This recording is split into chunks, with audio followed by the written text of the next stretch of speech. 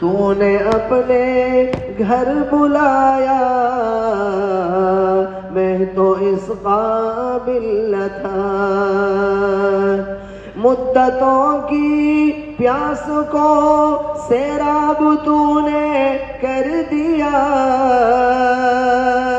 مدتوں کی پیاس کو سیراب تو نے کر دیا، جام زمزم کا پلایا میں تو اس قابل نہ تھا، جام زمزم کا پلایا میں تو اس قابل نہ تھا، میں کہ تھا بیراہ تو نے دستگیری آپ کی، میں کہ تھا بیراہ تو نے دستگیری آپ کی،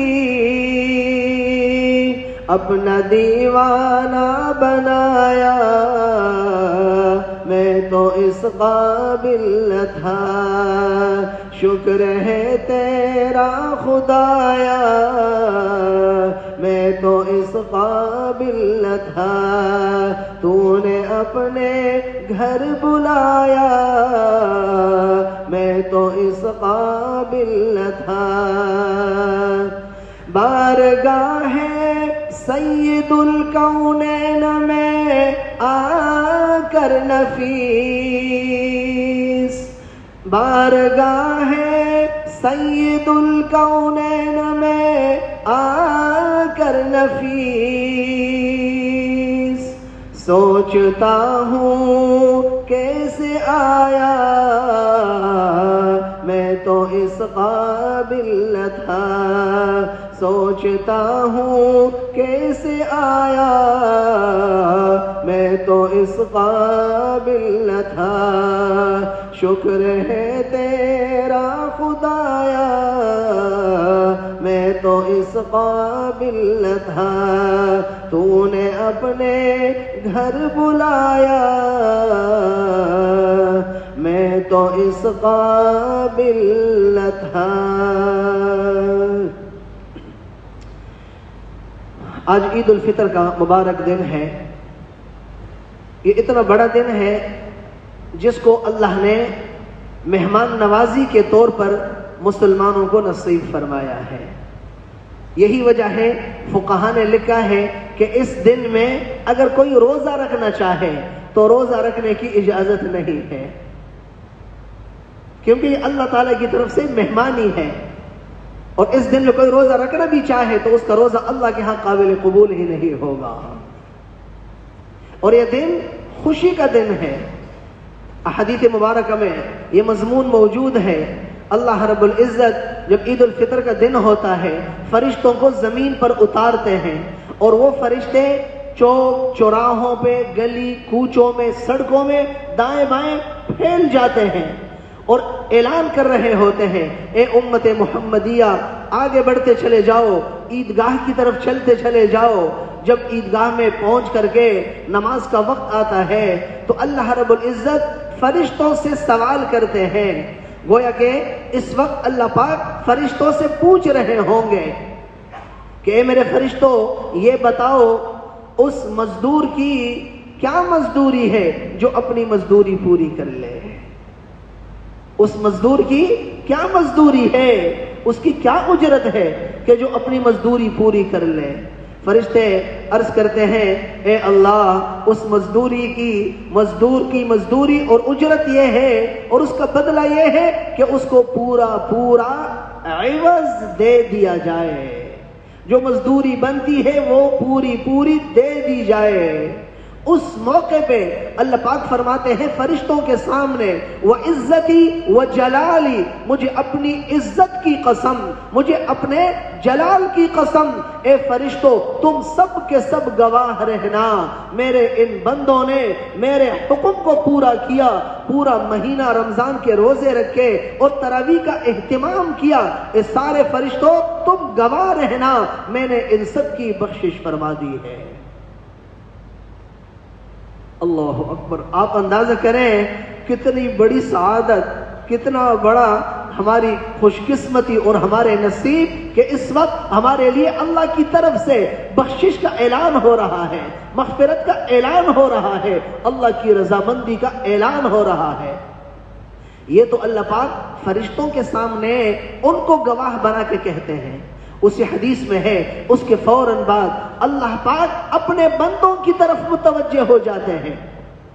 وہ بات تو اللہ پاک کی فرشتوں سے ہو رہی ہوتی ہے، اس کے بعد پھر اللہ پاک اپنے بندوں کو مخاطب کر کے فرما رہے ہوتے ہیں، اے میرے سارے بندو، تم لوگوں نے میرے حکم کو پورا کر دیا، اب تم یہاں سے بخشے بخشائے واپس لوٹ جاؤ. سارے کے سارے بخشے بخشائے واپس لوٹ جاؤ.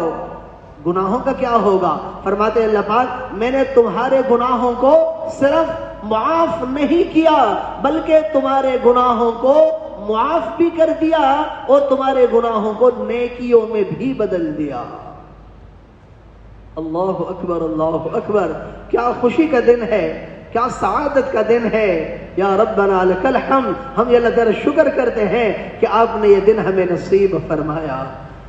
روزے رکھنے کی بھی سعادت دی، تراویح پڑھنے کا اہتمام بھی فرمایا، اور تلاوت کا الگ اہتمام، ذکر و تسبیحات کا الگ اہتمام، نوافل کا الگ اہتمام، جانی قربانی، مالی قربانی، اس کا الگ اہتمام. اور چلتے چلتے آج اللہ نے وہ خوشی کا دن ہمیں نصیب فرمایا.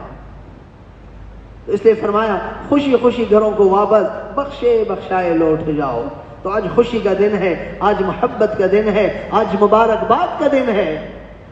اس سے بعض علماء نے لکھا ہے کہ یہ نہیں کہ عید کا دن آ گیا اب اس پر آپ پریشان ہوں کہ رمضان المبارک تو نکل گیا، میرے ہاتھ سے چلا گیا. نہ، وہ جو آپ نے عبادتیں کر لی وہ کر لی. اب افسوس کا مقام نہیں ہے، اب خوشی کا مقام ہے. اب اس عید پہ خوشی مناؤ، اللہ تمہیں خوشی دے رہا ہے اور آپ پیچھے کی طرف پلٹ رہے ہیں نا. جو ہونا تھا، جو کچھ آپ نے کر لیا الحمدللہ. اور اب کیا موقع ہے؟ اب خوشی کا موقع ہے، اب مبارکباد کا موقع ہے، اب خوشخبریاں دینے کا موقع ہے. تم اللہ کا شکر ادا کرے گا. الحمدللہ اللہ پاک نے پوری صحت عافیت کے ساتھ ایک بہت بڑی حکم کی تکمیل کی توفیق بخشی. اب ایک مسئلہ ہے، ہماری جو یہ عید ہے، یہودیوں کے ہاں بھی خوشی کا دن ہوتا ہے، عیسائیوں کے ہاں بھی خوشی کا دن ہوتا ہے، ہندوؤں کے ہاں بھی خوشی کے دن ہوتے ہیں، اور مسلمانوں کے ہاں بھی خوشی کا تہوار ہوتا ہے. لیکن غیر مذہبوں میں اور اسلام میں بہت بڑا فرق ہے.